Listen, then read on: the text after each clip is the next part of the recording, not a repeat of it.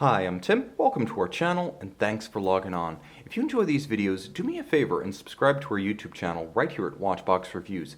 I'd really appreciate it. Plus, I'd be able to send videos like this to your inbox as soon as tomorrow morning. And if you like this watch, you can buy it on thewatchbox.com. Buy, trade, and sell luxury watches 24 hours a day and globally on thewatchbox.com.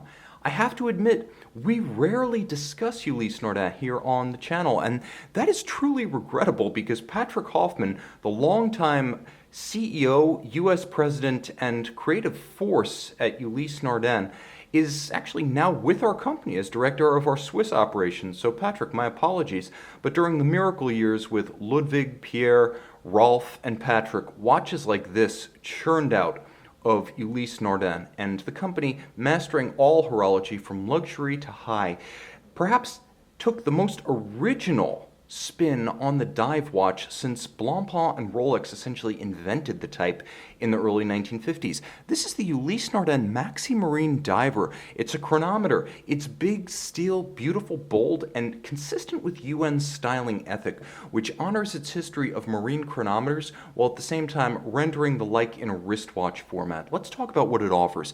On my wrist, you can see this is a big watch, but perhaps not as big as you think. 42.7 millimeters in diameter. It's reasonably slim, all things considered. Automatic chronometer, water resistant, and a proprietary power reserve module still only adds up to 13.9 millimeters thick, and with a relatively sloped conical bezel, you'll have no trouble fitting this one under a jacket cuff. You'll also note that lug-to-lug, the watch is reasonably compact. It's only 46 millimeters lug-to-lug, which means if you throw this on a strap, you have one of the narrowest 42 millimeter plus watches across the wrist that you're going to find. Now, the bracelet does extend that to a more robust 51.4 millimeters, so it sits rather like a Royal Oak Offshore 42 on the wrist. That's your frame of reference. The only difference is this bracelet is far more comfortable and compatible with my 16 centimeter circumference wrist than any Royal Oak bracelet ever has been and may ever be. So let's talk about this bracelet because it's important to understand that though 54 millimeters across lug-to-lug with end links included, it doesn't wear that way. The bracelet pulls straight down. There's no constraint. It doesn't flare. It doesn't fight you. It's nicely made. It's thoughtfully detailed. As you can see, the fluting and the cleft between each link is like anything that Ulysse Nardin does, different from everything that anyone else does. A combination of satin finish as well as polish. It's richly appointed for a steel watch. It looks downright luxurious. There's always been a decadence to modern Ulysse Nardin design, and that comes across here. On the underside, you'll note scalloped portions between the links to aerate the wrist and avoid pinching skin or pulling hair. Of course, sizing screws, no pins and sleeves here, banish the thought. This is done the right way.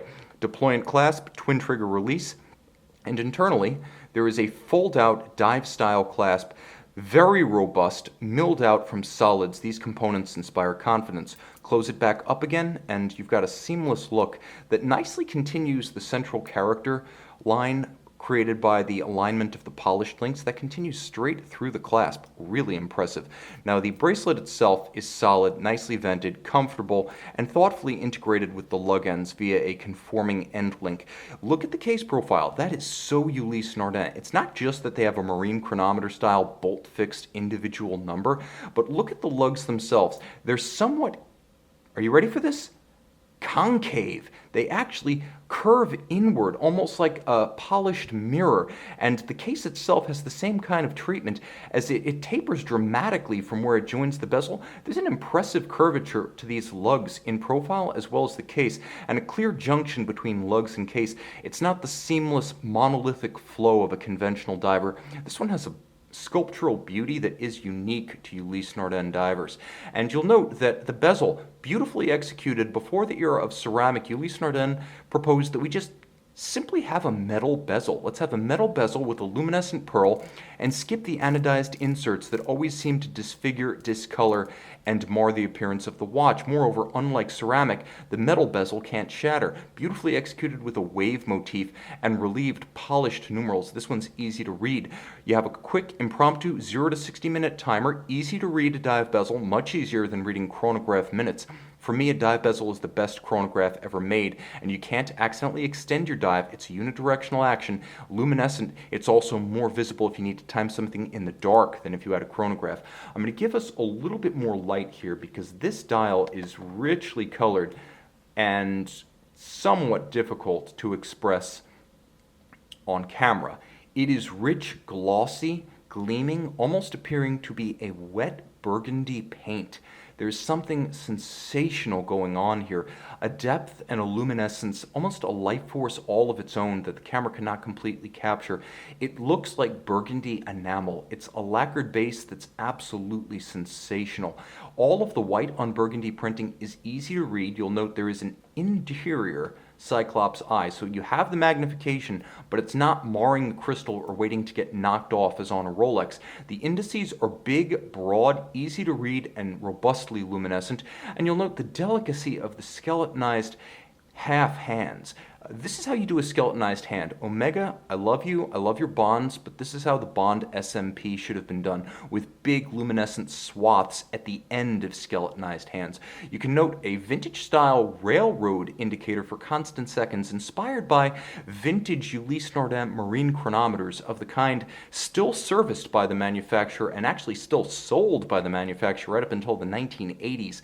The look of the marine chronometer, a deck clock for navigation on ships, has been transposed onto a wristwatch format. You have the founding year of the company on the dial, you have the date within, you have the notation that this is a COSC certified Swiss chronometer via automatic winding Ulysse Nardin caliber 26 based on a 2892A2 chronometer grade. The difference here is that we have Ulysse Nardin's own module on top, which includes this power reserve. So even when you're getting a high-grade ETA movement in a Ulysse Nardin, you're getting a lot of proprietary watchmaking know-how. A chronometer, a power reserve, 42 hours power reserve, automatic winding. You have a robust water resistance in this case.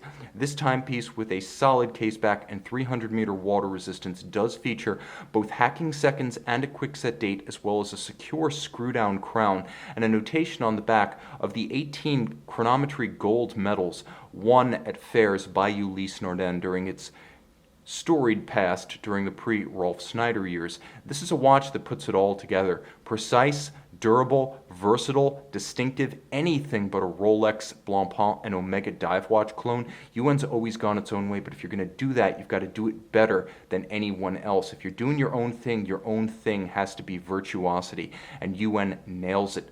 Distinctive style, universal appeal. You can see the stainless steel Maxi Marine Diver and make it yours on our website. I promised you a light show, and Ulysse Nardin does not disappoint. This is the Maxi Marine Diver. As you can see, burgundy dial by day, green dial by night, no loss of legibility, and I promised you the luminescent pearl as well. That's why you can use a dive bezel to time something by night when your chronograph ceases to be useful. See this one and make it yours by the light of day on thewatchbox.com.